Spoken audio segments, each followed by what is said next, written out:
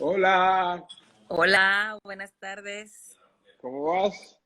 Hola Manuel, muy bien, ¿y tú? Bienvenida a la doctora Evangelina Soler. Un honor, de verdad, para mí tenerte acá, una persona tan reconocida aquí en República Dominicana, tan querida y tan bella como siempre. ¿Ok? Gracias, Mira cómo me gracias. vestí, me vestí. Normalmente uso un sutercito, pero contigo aquí no, vine la doctora Soler a mi casa y ya. Yo Bienvenida, ¿cómo estás? me voy a poner una sudadera para estar al nivel tuyo. No, nada de eso. ¿Cómo estás? ¿Cómo te va? Ay, muy bien, gracias a Dios. Gracias por la invitación y bueno, aquí vamos a echar un conversatorio. Espero que sea de mucho provecho para todos. Ya el hecho que estés aquí va a ser de mucho provecho, Nina, porque con tu experiencia y la experiencia que has tenido y tu experiencia personal también con esta enfermedad, creo que vamos a ir ganando todos en esto y los que están aquí conectados, como cuando publiquemos esto en YouTube, que es una de las cosas que más me ha gustado de esto, pues, porque aquí se puede conectar poca gente, pero al final también allá lo ven casi más de 1000, pues. Cuéntame cómo has estado, cómo te tomó esta pandemia, siendo que estabas aquí en el país. Cuéntame, comencemos por ahí. Bueno, pues te puedo decir que yo fui de las primeras afectadas, Ok, a pesar de que estaba preparada para recibir el COVID con toda la protección. ok. Eh, Me contagié temprano y bueno, fue una fortuna porque el infectarme no solamente me dio una visión como médico, sino también como persona de lo que se siente estar confinado, en cuarentena y con las expectativas que uno maneja con una enfermedad totalmente desconocida. O sea que fue una experiencia, a pesar de todo, fue una experiencia maravillosa. Cuéntame qué día diste positivo. Y disculpa el dato porque es importante porque ahí comenzó todo en marzo, ¿no? ¿Qué día diste positivo tú? Pues mira, el caso mío fue un caso bastante extraño porque el periodo de incubación fue muy corto. Yo me infecté, me contagié el jueves 12 y el 13 comencé con un mareíto y ya el sábado yo sospechaba que estaba infectada y fui con mascarilla y todo a pasar visita y llamé a la gente de salud pública y les dije, mira, yo creo que estoy cogida con el COVID, así que mándenme a hacer la prueba y ya el lunes tenía yo mi prueba, el Positivo. lunes Pero 16 de marzo. 16 de marzo, es decir, sí, los primeros casos, porque los Sí. primeros casos fueron en marzo. Y qué casualidad, porque mucha gente en esa época en España se infectaba, según lo que hemos visto aquí, porque realmente no tenían la protección adecuada. ¿Cómo crees tú dónde crees tú que fue el fallo? Y te lo digo no porque un fallo, sino porque, bueno, mucha gente de mis amigos que les pasó eso, era porque no sabían que esto era tan contagioso. Pues tenías toda la información.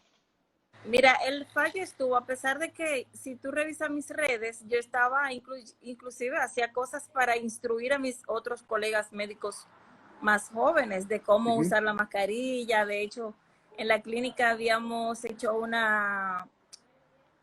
con un infectólogo conjuntamente hicimos una conferencia a los doctores para cómo evitar el contagio y demás. Y yo les decía a ellos que yo hice una práctica con una paciente y que cometí muchísimos errores, quitándome la bata, quitándome la mascarilla, y yo les hablaba, les expresaba de ese error, que no es fácil. O sea, tú con una enfermedad con alto nivel de contagiosidad, tú poder manejar todas esas informaciones así, tener todos los cuidados. Y en mi caso fue a través de las gotitas y por los ojos, porque yo estaba usando mascarilla en principio con los pacientes sospechosos. Y con este paciente, a pesar de que él era de los famosos pacientes del barco que trajo tantos pacientes, que fueron los primeros A que República trajeron el Dominicana. virus al país, con ese paciente también hubo algo de la información fue errónea. O sea, él me dijo que no había estado en contacto con personas con probable infección y había personas ya en el grupo infectadas y bueno, pues me confié y ahí estuve. Cuenta, pero aparte de eso que me parece muy heroico, porque realmente fuiste de las primeras aquí, nosotros nos enteramos, pero al final también tú te da miedo, porque al final tú dices, bueno, lo escribo a Angelina, está pasando sufrimiento interno, ¿qué voy a aportar yo a eso? Que no sea bueno decirle ánimo, pero decirle ánimo a alguien que está encerrado, que conoce cómo está actuando el virus, que se está enterando qué está pasando en Italia. ¿Qué sentiste en ese momento? O sea, porque realmente a uno le provocaba escribirte, pero también decía, si yo le escribo, uy, no sé, ¿qué le vas a decir a una persona que conoce todo lo que está pasando en su cuerpo y eso? ¿Qué sentiste en ese momento? Mira, yo tuve la fortuna de tener un virus que me trató muy bien, porque yo me di cuenta porque soy internista. Probablemente si no soy internista pasa desapercibido. El primer día, a las 24 horas de infectarme, un mareito. Al día siguiente, un dolor de tórax. Y artralgia en un solo dedo de la mano. O sea, todo muy raro. Y cuando yo entré en sospecha, en alta sospecha, fue el sábado cuando me dio dolor del tórax, me dio un dolorcito. Ok. Y, y en la noche me dio escalofrío, pero no tuve tos, no tuve fiebre. Y entonces el comportamiento mío fue muy, muy, muy benigno, con muy pocos síntomas. Entonces, la preocupación mía era precisamente que mi hijo, que tiene 15 años, se infectara. Y bueno, yo no me preocupaba por ir porque ya yo sabía, o sea, yo decía, bueno, yo tengo 4 días con el virus, no siento grandes cosas, no va a pasar de ahí. Luego ahí se comenzó a hablar mucho de la tormenta de citoquina y entonces que el séptimo día iba a ser el peor. Yo estaba tratándome con Miguel Ureña, el infectólogo, pero Ajá. tenía un partner de Mayo Clinic que era quien me estaba tratando desde allá y entonces estábamos esperando ese séptimo día y él me decía, mira, si tú pasaste ese séptimo día, ya, no te va a pasar nada, así que tú tranquila, tú vas a estar bien, tú estás muy bien, yo quisiera estar como tú ahora, tú estás muy bien. Y bueno, pues aquí la pasé confinada con mi hijo y Era una época donde, alimentándome bien. era una época donde el tratamiento era menos conocido. ¿Qué usaste, Magdalena? Mira, es una pregunta muy buena porque tú sabes que los neumólogos manejamos muchísima información, pero a pesar de ello, es como tú dices, solamente estaba arrojando luz la combinación de acitromicina con hidroxicloroquina. Ujú. Y entonces yo tengo mi mejor amiga en la neumología, en la medicina, yo digo que ella es líder de opinión en el manejo de los pacientes con COVID en Santiago, Natalia García. Y entonces ella me dice, mira, usa hidroxicloroquina, citro. Y de verdad, definitivamente, yo nunca me acogí a esa combinación. Y yo tenía mis temores. Y yo dije, bueno, mira, si la hidroxicloroquina combinada con la citromicina en combinación es buena, pues la citromicina sola tiene que ser buena. Y además yo conozco los beneficios de la citromicina, una molécula que los neumólogos conocemos bastante por su poder antiinflamatorio. Y dije, bueno, voy a usar mi acitromicina solamente. Lo corroboré con mi amigo, el doctor Francisco Álvarez del Mayo Clinic. Ok. Lo corroboré con Miguel Ureña y quedamos en eso, que solamente iba a usar la citromicina. Y tuve, como te dije, la gran dicha, la gran bendición de Papá Dios de que no tuve síntomas respiratorios. Sí, yo había comenzado un esquema a raíz de saber que estaba infectada con vitamina D, vitamina C, el zinc, comencé a usarlo y comencé a usar bronchobaxón, que es un inmunoregulador. Yo dije, bueno, no me va a hacer daño, eh, pero ni modo, algo es algo. Y entonces usé eso, acitromicina, las vitaminas y ya, y más nada. Ni siquiera analgésico, antipirético, nada. Y estuve bastante bien. Creo que 5 días con dolor de tórax, con artralgia matutina y luego se fueron quitando y hasta que ya, finalmente todo muy bien. Con ¿Qué día dijiste, tomografía mira, aquí ya esto pasó? ya Aquí, pasó. aquí esto pasó, fue cuando se te quitaron todos los síntomas, porque lo admirable de ti, y damos gracias a Dios por tu evolución, es básicamente que volviste a la batalla, cuando No, todavía ni se sabe, ¿m? Todavía ni se no, sabe si hay inmunidad. pero te voy a decir algo, mira, yo digo que fue maravilloso haberme infectado en principio, porque aún yo estando infectada, yo comencé, o sea, me surgió, yo tengo que hacer consulta virtual, yo no puedo estar encerrada aquí sin hacer nada. Y además, muchos de mis colegas que tienen 30 años habían abandonado la consulta. Y yo soy la vicepresidenta de la sociedad. Yo dije, esto es un caos, no puede ser, ¿cómo puede ser? Y los pacientes, ¿quién le va a dar respuesta a los pacientes? Pues comencé a publicar que ella estaba dando consulta virtual, se fue corriendo la voz, y yo manejé unos 40 y tantos pacientes estando enferma, era virtual, Estando enferma. entre ellos personas de más de 75 años. Yo tuve una parejita de 77 señora y el esposo un poquito más, con cáncer de mama, con comorbilidad, y todos, gracias a Dios, todos esos pacientes salieron bien, no hubo que ingresar a nadie, no hubo que más allá. En esa época era un caos, un verdadero caos, no había centro donde ingresar más que el hospital porque estaba destinado para ello, y era una locura tener un paciente con un requerimiento de más. Y bueno, tuve ya de poder manejar a esas personas desde aquí, desde mi confinamiento, con un seguimiento día a día. Todos los días me llamaban, me escribían los pacientes, y yo me tomaba, por un lado yo tomándome mi vitamina y mi medicina, y por otro lado diciéndole al paciente que se tomara las de él, y fue una experiencia muy bonita. No, pero muy bonita de contar, ¿sabes? Me Yo tocó incluso, ir a ingresar me tocó ir a ingresar a mi infectólogo que me trató, me tocó luego ir a ingresarlo, me llamó, mira, yo estoy cogido, yo necesito que tú me veas, yo estoy en tus manos. Y antes de terminar yo mi cuarentena, pues yo salí, rompí mi cuarentena para ir a ingresar a mi, así que ¿quién te estaba fue una tratando a ti? experiencia Sí, que me un estaba poco dura tratando. también. Mm. En esa época, ya volviendo, el testimonio es muy bonito y yo creo que para comenzar estuvo espectacular porque da una idea de por qué eres una persona que nos puede dar gran experiencia en esto.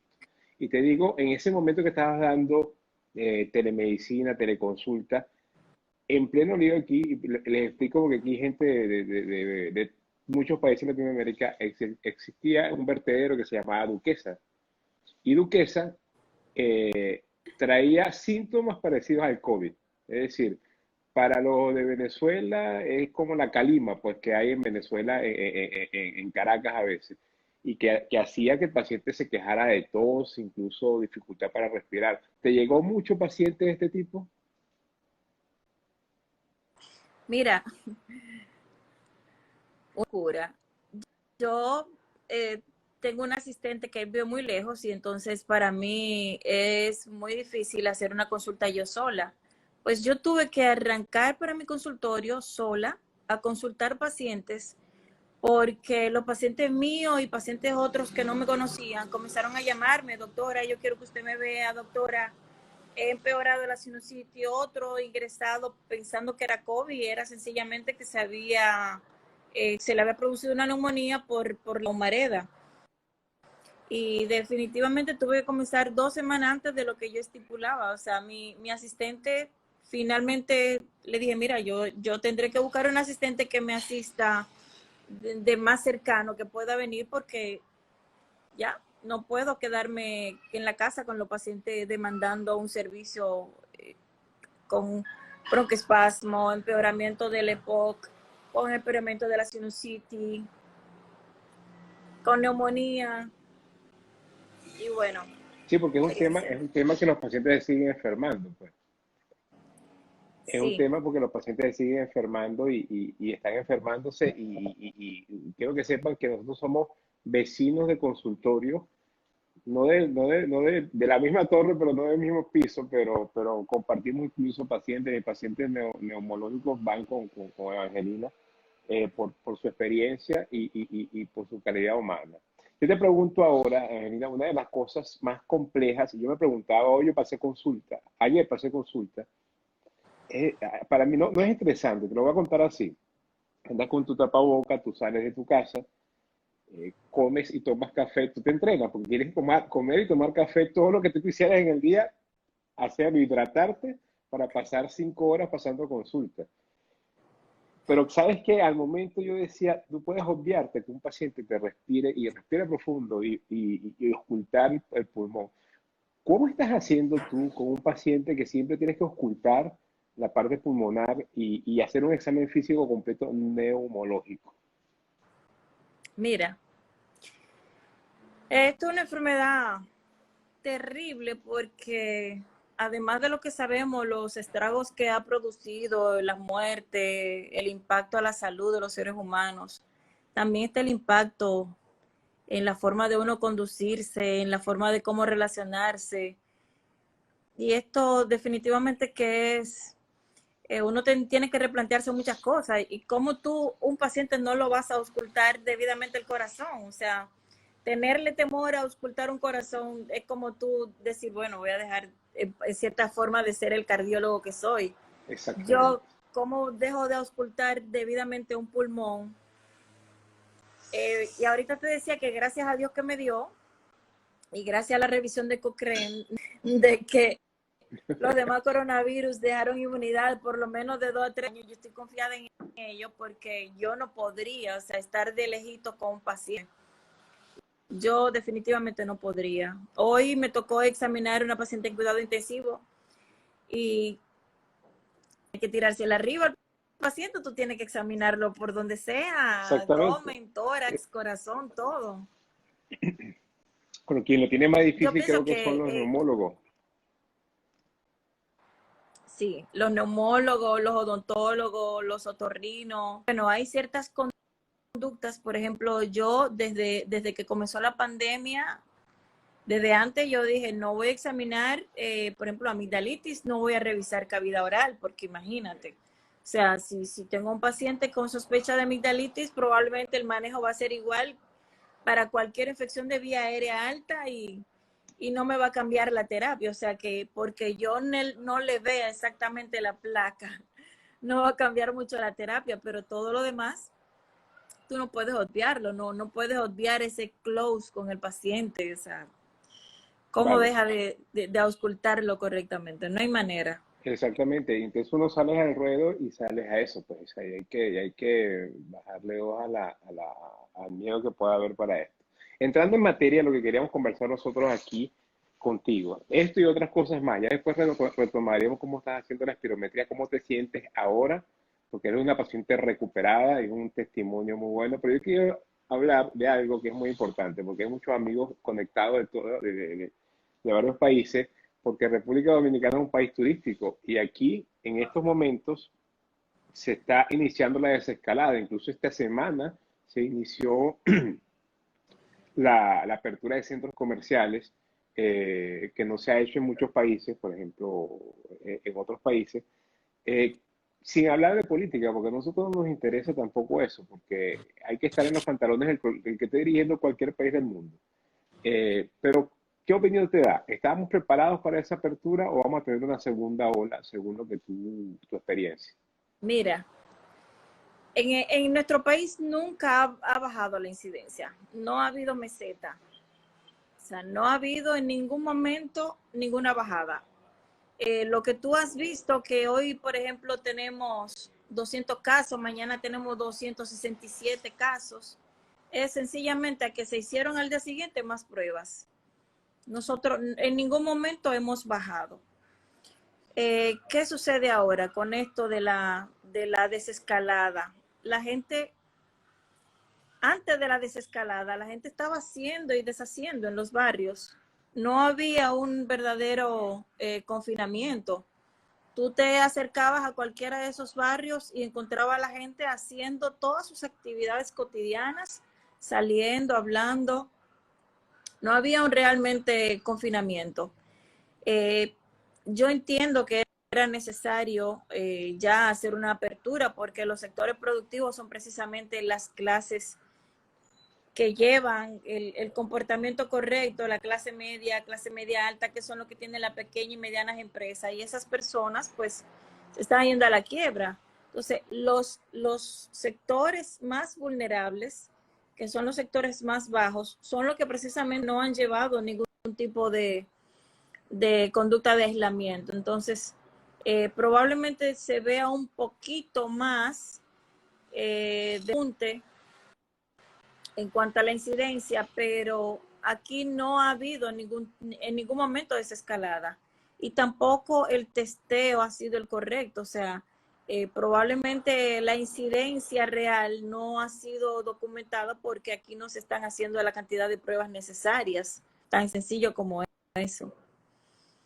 Y hoy Eso es yo muy hice bueno. un ejercicio. Ajá. Hoy hice Un un e- ejercicio muy interesante. Sí, me puse a analizar la cantidad de personas que murió el año pasado para esta misma época, entre marzo, abril y mayo. Me puse a analizar cuántos murieron en esa época. Y en el 2019, tomando en cuenta la Semana Santa, en el cual murieron 33 personas, tenemos una incidencia de 517 personas fallecieron el año pasado. En este año, esos 3 meses, o sea, desde marzo a la fecha, han muerto 764 personas. Okay. Entonces, si le restamos los 33 pacientes, las 33 personas que murieron por accidentes en Semana Santa, a esos 517 nos va a dar, déjame ver que lo saqué por aquí, si le restamos nos va a dar aproximadamente 480 por ahí. sí, 484. ¿Mm?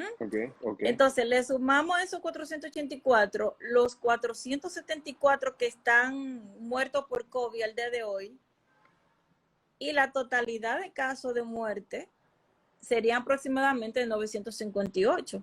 Ujú. Exactamente. Entonces, eso, si evaluamos, me puse a buscar cuánto habían muerto en este año solamente, o sea, relatado en total, son 764, lo que dice la Oficina de Estadística, 764 en este año. Ok. De COVID solamente 474. Entonces, es un análisis, una extrapolación un poquito sencilla, pero da una idea más o menos de lo que es lo real, de lo que realmente han muerto por COVID, que no ha Claro, sido claro. documentado porque Yo te las entiendo. pruebas no llegan a todos los sectores. Y tú vas a tener muchas personas por ahí que solicitan una prueba y a los 2 meses le llaman, mire, le vamos a hacer su prueba que usted solicitó. Muchos pacientes me han llamado, doctora, y entonces ya yo no tengo síntomas, ¿qué hago? Me están llamando del laboratorio. Y entonces yo le digo, pero no te hagas nada, porque ya si tú no tienes síntomas, deja esa prueba para otro paciente que la necesite. O sea, Pero pero eso tú es, estás convencida, Angelina, entonces, porque yo tenía preguntas aquí como que, ¿será que el clima afecta? Porque, sin embargo, tú tienes razón, pero voy a ser abogado del diablo.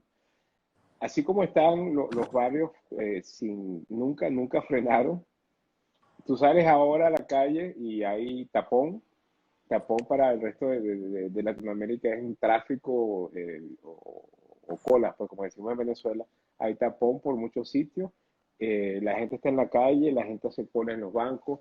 Para ese nivel de tranquilidad, tener 14.000 casos por lo menos diagnosticados y 476 muertes desde que comenzó esto, no estamos a nivel de lo que pasó en España o en Italia. ¿Qué está pasando?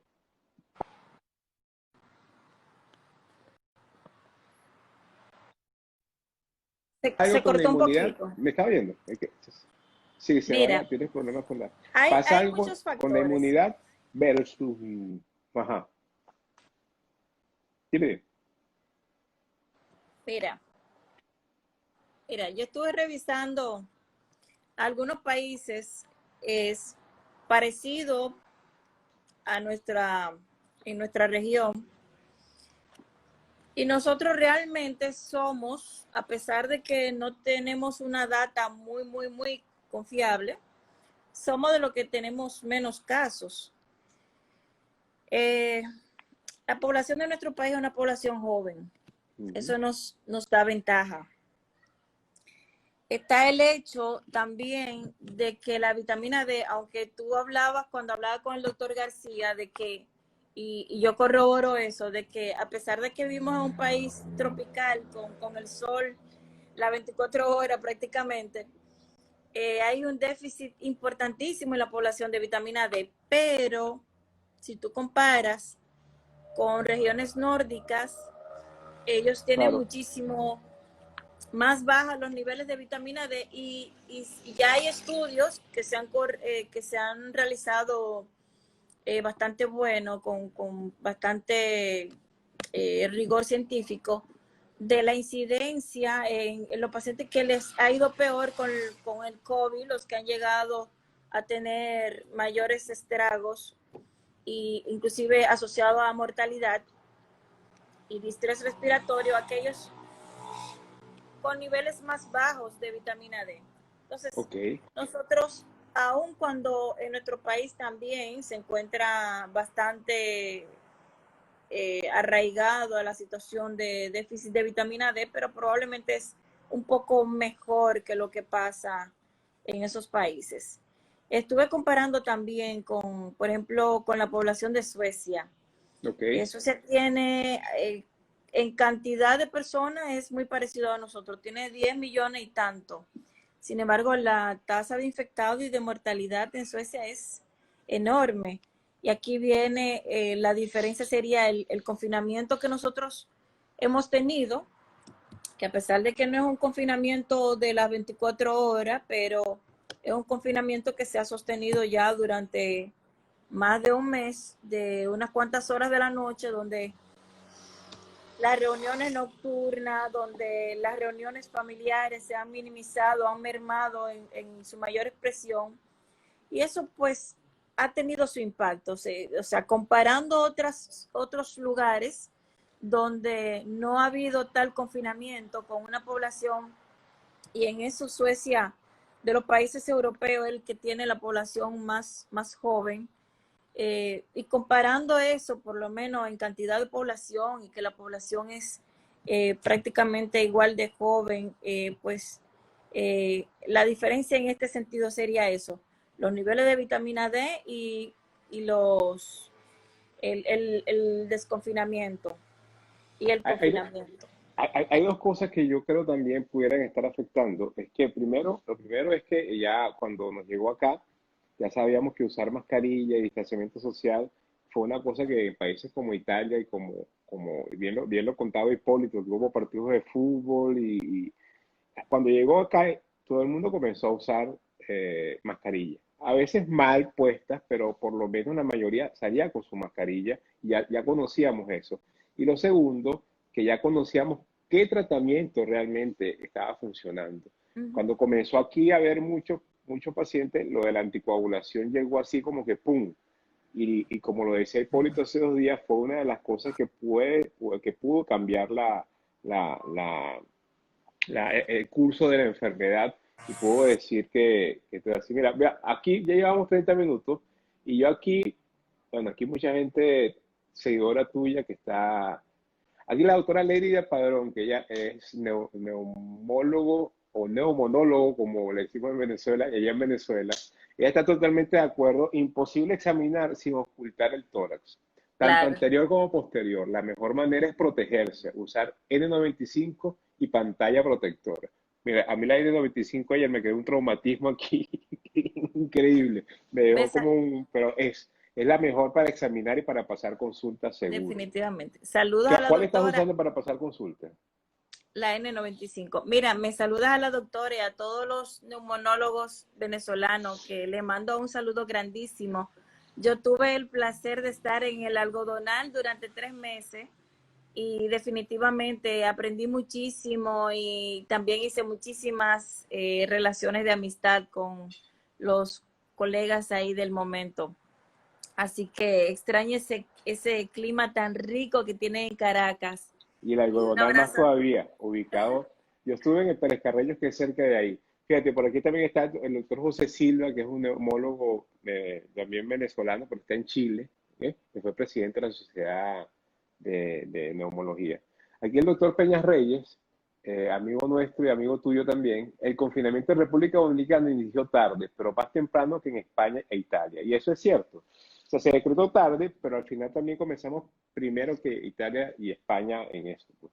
Y en Italia sucedió algo muy interesante, que yo estoy segura que eso lo van a tomar en cuenta, muy en cuenta para una próxima pandemia. Tú sabes que Italia, la Ujú, primera medida que vamos a decir que formalmente usó en contra de la pandemia y en contra de las acciones del virus fue no mandar los chicos a la escuela, cerrar las escuelas y las universidades.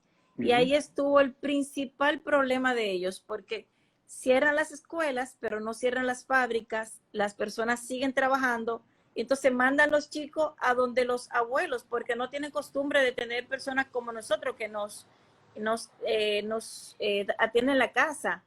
O sea, lo que hicieron ellos era llevarle los bebitos a todos los abuelos y los niños contaminados que probablemente ni tenían síntomas, contagiaron esa gran población de adultos mayores, de ancianitos, y eso fue lo que les impactó tan negativamente con esa gran tasa de envejecientes afectados. Y bueno, y tú también en Italia puedes ver cómo la acción, por ejemplo, de Lombardía respecto, eh, Véneto respecto a Lombardía, donde hicieron el mismo testeaje, pero, o sea, utilizaron la misma cantidad de pruebas, pero sin embargo, en Véneto pusieron un centro de testeaje en el medio de la ciudad donde la gente iba a hacerse las pruebas, comenzaron a identificar los que estaban positivos aún estando asintomáticos y produjeron un verdadero confinamiento y eso marcó la diferencia. O sea, dentro de un mismo país, cómo el impacto de la pandemia, cómo el impacto del virus produjo estragos diferentes a otro. Y entonces, nosotros por fortuna, tuvimos nuestro primer paciente cuando ya teníamos la experiencia de España e Italia. Exactamente, que comenzó todo con un italiano de la romana. Fíjate, de las cosas que nosotros, y tengo que decirle también al resto de Latinoamérica, que este domingo se celebra el Día de las Madres acá en República Dominicana. Y es una prueba de fuego porque los malls están abiertos y están full de gente, o sea, están llenos de gente. Yo no he tenido la oportunidad de ir, creo que no voy a ir en esta época, pero yo creo que lo que pase desde el domingo o en 7 días dictará qué va a pasar acá. Sin embargo, como sabes, los hoteles en Punta Cana, y esta información es buena también para todos, se está preparando para comenzar al 1 de julio las actividades. Están buscando forma de eso. ¿Sabías eso? No, Bueno, eso está pasando, información que tenemos nosotros de allá de sí, la clínica IBG. lo de las tiendas, lo de las tiendas ya, desde este miércoles comenzaron los malls a abrir y entonces la gente tiene una falsa percepción de seguridad y eso es un verdadero problema. Es un Eh, verdadero siempre, problema. siempre es importante que la población mantenga las normas ya establecidas de distanciamiento social y el uso de mascarilla. En los únicos lugares que yo entiendo que es una exageración es cuando van solo en el vehículo utilizando la mascarilla, es una barbaridad.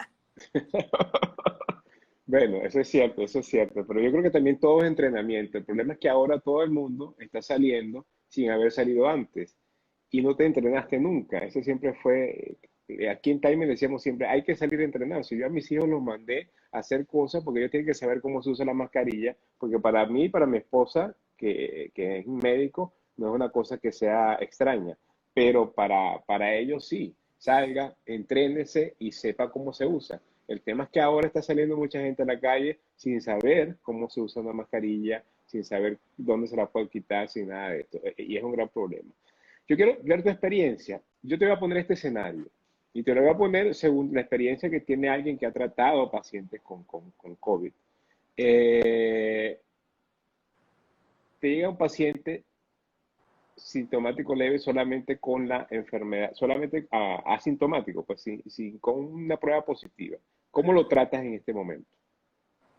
Mira, Yo pienso que el principal tratamiento que debe de llevar un paciente con COVID es saber que no se va a morir. Ujú. Eso es lo primero, porque he visto que los pacientes se paralizan en las acciones y ni siquiera se hidratan. Ok, Si el paciente está asintomático, yo verifico sus analíticas, le hago toda una rutina de laboratorio e incluyo aquellos marcadores ya de severidad reconocidos. Y si todo está bien, probablemente el paciente se vaya solamente con acetaminofén para la fiebre, si le da fiebre. Probablemente se vaya con acitromicina y con algunas vitaminas. Le valoro sus niveles de vitamina D, si están en orden. Optimizo los niveles para producir que estén entre 40 y 50 y ya, no más. ¿y qué estás haciendo con ese porcentaje de pacientes que son un 15% que tienen síntomas? Tienen síntomas, pues como lo que estuviste tú, dolor en el pecho, ligera dificultad para respirar, un poquito de fiebre. ¿Qué utilizas? ¿La misma combinación? Mira, esa serie de pacientes que te dije que yo usé en momentos donde ni siquiera tú, o sea, no había nada, solamente estaba la combinación de hidroxicloroquina y acitro, y yo no me animé Ujú. nunca a usar la hidroxicloroquina y el acitro de manera ambulatoria. Esos pacientes todos los manejé con acitromicina y les fue bastante bien. Eh, si el paciente tiene alteración en el dímero D, de inmediato le pongo su Clexane. La Ok, mayoría de los pacientes llevan Clexane para su casa. Me ha ido bien manejándolo sin ningún problema, no he tenido que ingresar a la mayoría. Eh, Algunos mucolíticos, N-acetilcisteína, medida de sostén. Si necesita, si perfecto. tiene dificultad para respirar, broncodilatadores. Si el paciente está solo en su casa y tiene cómo nebulizarse, nebulizaciones. Pero básicamente medida de sostén. He tenido Mucha gente, algunos casos ajá. He tenido algunos casos donde el paciente ya un poquito más comprometido, con infiltrados importantes, pero que no tiene criterio de ingresos. He utilizado la ivermectina, pero ha sido una minoría. ¿Cuál ha sido la experiencia con ivermectina? Y me vas a explicar cómo es eso de la nebulización, porque había oído de que no la deberías usar porque no tiene un efecto aerosol dentro de... Te estás refiriendo al paciente que está confinado a su cuarto y lo El que pudiera esté en su usar en casa. su cuarto. En su cuarto. Exactamente. Tu Sí, experiencia con Ajá, por seguridad para los demás personas alrededor, para evitar el contagio, pues se prefiere no nebulizar y utilizar broncodilatadores si el paciente siente alguna dificultad, pero si el paciente está solo y está en su casa y es seguro que lo usa, pues no hay ningún problema. Respecto a la ivermectina, pues fíjate, el problema que se ha planteado en nuestro país es que no hay una dosis estandarizada, pero se está rodando ahora mismo un estudio en el John Hopkins en el ujú, cual se están utilizando por encima de los 70 kilogramos eh, a razón de 3 tabletas de 6 miligramos cada 12 horas durante 2 días. Esa es la ok. dosis que yo estoy usando. Cuando no teníamos el dato, lo que utilicé fueron 2 tabletas de 6 miligramos, una primera dosis en ayuna y al día siguiente otra dosis. Y la experiencia ha sido buena. Los pacientes, efecto placebo. Es, es todo un tema, y tú sabes, yo sé por qué te ríes, para explicarle también al resto, porque aquí en República Dominicana ha sido un tema la ivermectina. Y sin ánimo de criticar a nadie, a mí la única crítica que yo tenía era sobre la ivermectina, que no es un medicamento, es un medicamento muy noble y económico, era que mucha gente decía, tenemos la cura, y cuando tú lanzas la voz y dices, tienes la cura, pasa como cuando dices, están abiertos los malls, la gente sale Claro. y no se cuida, porque bueno, si está la cura, yo estoy esperando Y tan la cura barata, llegó, ¿verdad? y tan barata. Y yo tuve pacientes que, fíjate, refrendando lo que tú decías, yo di al principio, dimos teleconsultas y me tocó una pareja, y lo cuento para refrendar lo que tú dices, y ellos estaban bien. Al esposo le dio un poquito de fiebre, le hicieron la prueba, dio positivo, le hicieron a toda la familia, la hija era positivo, la esposa era positivo, ayer la vi en consulta, ya había dado 2 negativos y por eso la citamos. ¿Y qué tomaron ellos? Ivermectina y acitromicina, una neumólogo, ellos son del norte, de Santiago. Pero la historia no es esa, la historia es que cuando le preguntas a ellos, casi sin ningún síntoma, pero casi sin ningún síntoma. Y yo todavía insisto en que está pasando algo en República Dominicana porque tú no te consigues pacientes, o no es frecuente conseguir pacientes severamente enfermos, al menos en el día a día. Puede ser que un infectólogo sí los vea porque van y los ve, usted doctora, que van y lo buscan, pero mi percepción es cuando te enteras de alguien que estuvo enfermo, tuvo los síntomas escasos como los tuviste tú. Sí, definitivamente. Pues, algo pasa aquí. Si tú comparas con Haití, aunque sabemos que hay un problema serio allá, o sea, no hay manera de que se consiga realizarse las pruebas, pero igual, también ellos tienen muy pocos casos. Pasa lo mismo que pasa aquí con nosotros, o sea, si nosotros tuvimos problemas para hacer para hacer la PCR, ellos Ujú. tienen 5 veces más problemas en ese sentido. Pero si tú comparas las estadísticas de ellos, también es sorprendente porque ni tan altas son. O sea, yo esperaba tener en esta época una tasa de alguno, qué sé yo, por lo menos la mitad de infectado nuestro y que va, o sea. Ahí está, porque fíjate, de las cosas que pasaron y que hoy 113 pacientes en intensivo, de los cuales 50% solamente están en ventilador. Una de las cosas que Hipólito decía era, ¿por qué tener un paciente en intensivo si no va a necesitar un ventilador? Salvo que tenga otro tipo de complicaciones, porque tú pones un Claro. paciente al lado con ventilador, al lado uno que no tiene el efecto aerosol. Es una de las cosas que hay que revisar si realmente ese paciente necesita estar en intensivo. ¿Qué piensas tú?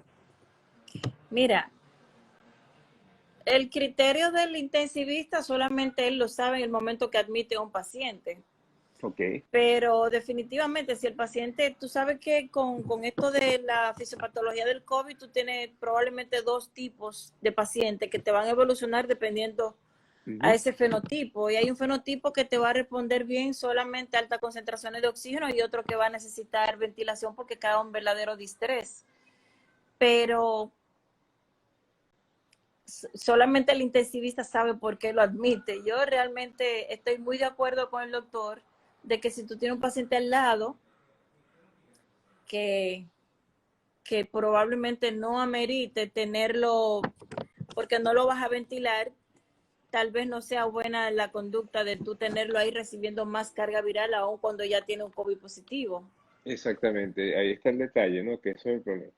La sociedad, tú eres vicepresidente de la Sociedad Dominicana de Neumología. ¿La sociedad ha recomendado algún protocolo para pacientes dependiendo del tipo de paciente, si es severo, si no es severo, algún protocolo diagnóstico o de tratamiento? Mira, nosotros trabajamos en el protocolo que implementó Salud Pública, Ok. pero los protocolos que se deben de estar revisando constantemente, solamente en esa ocasión, en principio participamos, no nos han vuelto a llamar, pero sí te puedo decir, no he vuelto a trabajar en protocolos más, pero tengo mi compañera Natalia García que ha trabajado según unos fenotipos que ellos han identificado porque ellos sí han manejado una tasa importante de pacientes. Tú sabes que Santiago, como es la provincia donde llegan prácticamente todo lo de la región norte, la casuística de paciente complicado es muy alta y entonces ellos sí han elaborado protocolo para los diferentes fenotipos de pacientes. Y de hecho ella estaba hace 2 semanas realizando un trabajo en ese sentido porque al margen de los protocolos internacionales y de los fenotipos identificados, ellos ya con la casuística tan importante que han tenido, pues han podido identificar unos patrones que se repiten y a partir de ello, pues eh, están produciendo ese tipo de documentación que creo que él daba a conocer el mundo porque es un trabajo muy bien realizado. Qué bueno. Dentro de esa documentación, ellos están haciendo espirometría de pacientes recuperados. ¿Te has enterado de eso? Sin No, ánimo de tampoco, no. No, no, las espirometrías aún no las tienen contempladas. De hecho, estábamos hablando anoche en una reunión que sostuvimos la directiva con respecto a las evaluaciones preoperatorias, porque eso es un tema que se plantea ahora, de si hacer las espirometrías o no hacerlas. Pero para los pacientes COVID aún no se ha contemplado. Y me imagino que tu pregunta va por los efectos y el daño que se Ujú. sostiene, que queda en los pacientes y de manera de cómo identificarlo, pero en pacientes COVID eso aún no se ha planteado. Todavía no. Y en tu experiencia con los pacientes que tú has tenido algún paciente con secuelas? Mira, de los pacientes que yo he tenido, solamente una paciente, y fue una paciente virtual que está en espera de yo verla ya presencialmente, solamente una paciente que estuvo ingresado durante 6 días. De hecho, no hubo necesidad de ventilarla, pero estuvo ingresado durante 6 días en la Plaza de la Salud. Esa paciente sí tiene limitación, pero no he podido documentarla. He visto sus imágenes, quedó con afectación importante, bronquiectasias, área de fibratelectasia, pero no he hecho ningún tipo de examen físico posterior a ello. Las imágenes solamente, y está pendiente ir para verificarla presencialmente. Te voy a poner Eh, Ajá, dime. muy pocos pacientes, y de esa población que te dije, eh, ese médico que tuve que ir a ingresar Ujú. tras 2 semanas de haberle egresado, pues él tenía un poquito de limitación y con él utilicé esteroides, él se resistía. Médico al fin, infectólogo, se resistía a usar los esteroides, pero usé los esteroides y luego de ahí no hemos vuelto a hacer tomografía, está pendiente de hacerla, Y está mejor, pero, doctor. pero la experiencia fue buena. Oye, está mejor, ¿no? Sí, está Aquí hay, mucho mejor. aquí hay una pregunta, doctora, ¿qué usted recomienda para los pacientes que han tenido también para cuidarse del COVID? No entiendo. Que han No entiendo. tenido tuberculosis o que han tenido Tuberculosis, sí. TB. Tuberculosis, debe ser. Debe ser Ah, tuberculosis, sí, debe porque ser tuberculosis, pudiera sí. ser también, ¿no? Pero Sí, sí, tuberculosis. sí, Si lo veo un tuberculosis. cardiólogo, si lo veo un cardiólogo dice también. Si lo veo un neumólogo dice tuberculosis. Tuberculosis. Dale, respóndele esto que si ha tenido Mira, tuberculosis y para mira, cuidarse del sí, COVID. la tuberculosis, a pesar de que la persona se haya curado, ya sea de manera natural, espontánea o con tratamiento, pueden quedar algunos nichos de bacilo. Entonces, el virus del COVID ha demostrado que puede reactivar por la inmunosupresión que produce y el daño a los macrófagos alveolares. Ok, Entonces, como daña de manera importante esos macrófagos alveolares, que son las células de defensa número uno, pues tienen mayor riesgo y hay algunas data, no las he leído todavía, pero vi someramente de algún estudio por ahí que se había visto una incidencia mucho mayor en los pacientes con tuberculosis afectados por COVID, o sea, que se han reactivado y que probablemente la dualidad empeore ambos casos. Recuérdate que la tuberculosis es capaz de dañar los macrófagos alveolares de la población y además impacta directamente a los CD4. Entonces, el COVID también tiene un impacto importante a los CD4 y por lo tanto, pues la dualidad puede ser un poco parecida a lo que pasa con la tuberculosis y el VIH. ok, perfecto. Aquí hay otra pregunta, doctora. ¿Cuál ha sido su experiencia con los pacientes hipertensos jóvenes de 43 años? Esta es una historia personal de alguien que quiere preguntar. Hipertenso, ¿cómo les ha ido con los pacientes que has visto? Es Mira, una preocupación, porque sabes que dicen que el 30%, pero hoy operamos un paciente que cuando entró a sala tenía 200, 150 de presión y tenía 28 años. Es decir, yo creo que es mayor la incidencia de hipertensión en República Dominicana. Por eso es la preocupación quizás de mucha gente. sí, la población 43 años está dentro de los grupos que no se estila que tenga un mayor riesgo. joven que más se ha infectado es gente que tiene hábitos tóxicos, por ejemplo, como de fumar. Eso sí se han visto un mayor impacto en cuanto a daño por el virus. Pero los hipertensos jóvenes no creo que tenga tanta relevancia como se ha planteado ya cuando el paciente tiene más de 60 a 65 años. O sea, Jonel, está tranquilo. Vamos a decirle a Jonel que esté tranquilo. Hay una cosa que yo te quería preguntar, porque claro, tú, y te voy hablando con Viviana, la doctora Viviana Hernández también, porque, y lo preguntaste cuando estaba con Hipólito sobre la vitamina D. Sé que eres una fiel creyente de esto, pero tus bases son científicas, no es así que toma vitamina D para ver si, sino que es científicamente esto, y tú misma has encontrado que los pacientes que tienen niveles normales están mejor para la batalla.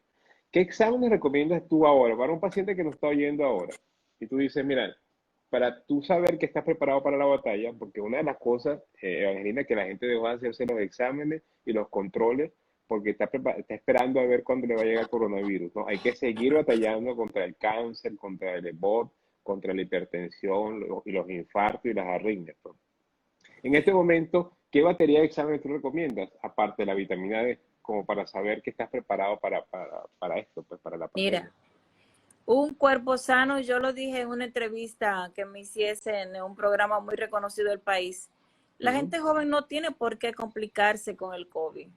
La ujú. población de menos de 60 años sin comorbilidades no tiene por qué complicarse. Y aún los que tienen comorbilidad, entiéndase hipertensión, entiéndase otras enfermedades de cualquier índole, si están controladas, no deben de complicarse.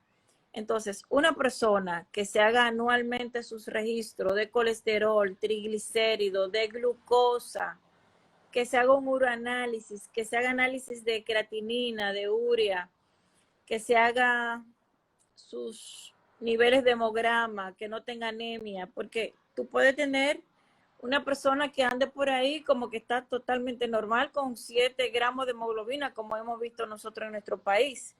Claro. Y entonces esa persona con 7 gramos de hemoglobina le llega un virus como el COVID y entonces va a producirle estragos.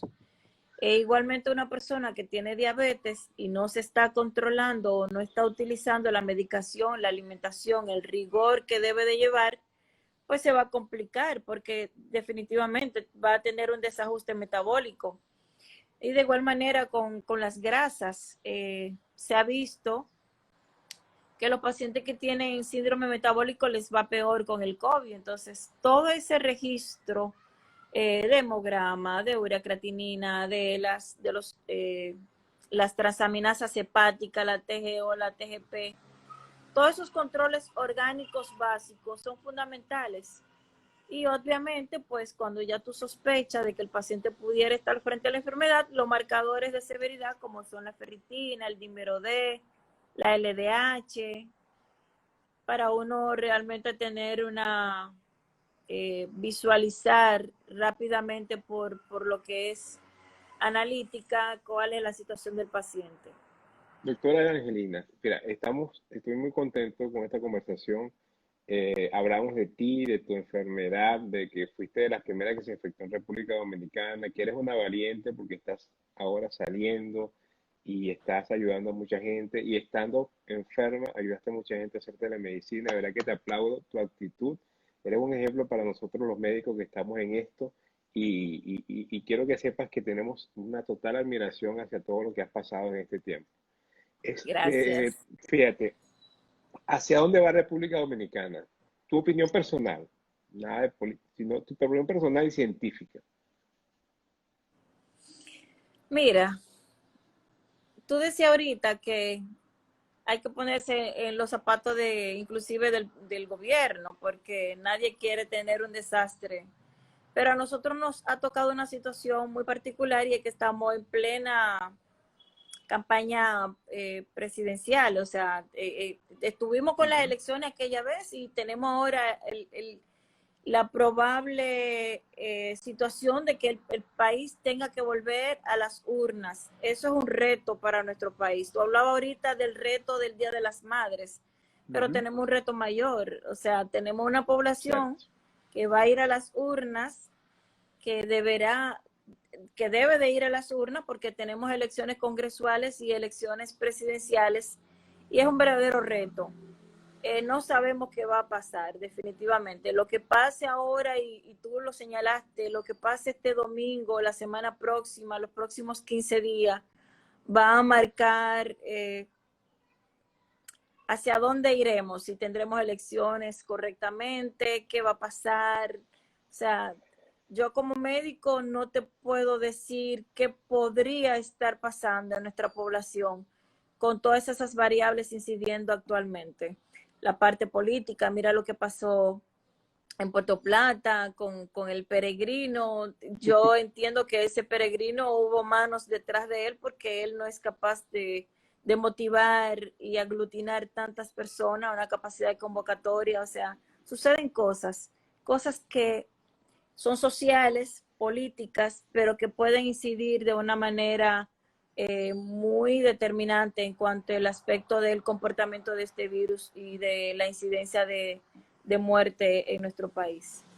Perfecto. Fíjate, aquí dice, ¿dónde ve la doctora? La doctora es del team, del cual me siento muy orgulloso yo de pertenecer, del Team Corazones Unidos, en la Torre Corazones Unidos. Yo le voy a pedir disculpas a la doctora Charlene, porque es que ella dice que por favor responda a mi pregunta, pero yo la busqué, de verdad, doctora, la busqué. Y, sin embargo, sé que si le hace la pregunta directamente a la doctora por un mensaje directo, se la va a contestar, pero la busqué a ver y no la conseguí. Evangelina, muchísimas gracias. Aquí estuvimos ya, tenemos ya 57 minutos. Entonces, a mí me gusta cerrar antes para no estar apurado. Un mensaje final de cómo ves el futuro. Tienes 30 segundos para eso. ¿Cómo ves el futuro tú en esta pandemia? Bueno, no tenemos vacunas, tenemos que aprender a vivir con el COVID, tenemos que dejar el miedo, no podemos andar con miedo, pero sí tenemos que cuidar, sobre todo cuidar a las personas que están en mayor riesgo, cuidar a nuestros viejitos. Y cuando yo digo cuidar a nuestros viejitos, ahí mismo estoy diciendo que nos cuidemos nosotros, porque si nos cuidamos nosotros, no nos infectamos, pues no vamos a propagar la enfermedad. Se puede abrazar, se puede querer, se puede amar, se puede compartir, pero manteniendo el distanciamiento social, usando la mascarilla de manera racional. Si usted está compartiendo con otras personas y están en riesgo de infectarse, pues use su mascarilla. Si usted está solo en su vehículo, si usted está haciendo ejercicio solo en un lugar abierto, no tiene por qué usar mascarilla. Y por favor, nada de pánico. Esto va a seguir, la humanidad va a aprender a vivir con el virus y va a pasar como pasó con la influenza y con otros virus más. Muchísimas gracias, de verdad que sí. Gracias por mantenernos informados. Doctora Soler, es usted un gran ser humano, no tengo duda de eso, y se le quiere mucho y como persona y como compañera de trabajo más todavía, muy contento con la relación que tenemos con ella. La doctora Patete, Charlene, gracias a dime. ti, tú eres un regalo de Venezuela para nosotros. Sentimos un profundo agradecimiento de tu comportamiento desde que te conocemos. Eh, yo feliz de tenerte como colega en mi torre y de disfrutar de eso. El médico que compartiste con él me dio muchísimo gusto porque él decía de que los médicos en Venezuela son muy buenos, que se hace muy buena medicina, y yo doy fe y testimonio de que es así. Y tú para nosotros eres un ángel en cuanto a todo lo que es arritmia. Para mí es un orgullo tenerte y que me hayas invitado a compartir este momentito contigo y con todos ustedes. Amén. Gracias por venir. Te aplaudo tu valentía y te quiero mucho, ¿ok? Nos vemos en la torre. Cuídate. Bye. Bye. Gracias a todos, ¿ok? Gracias.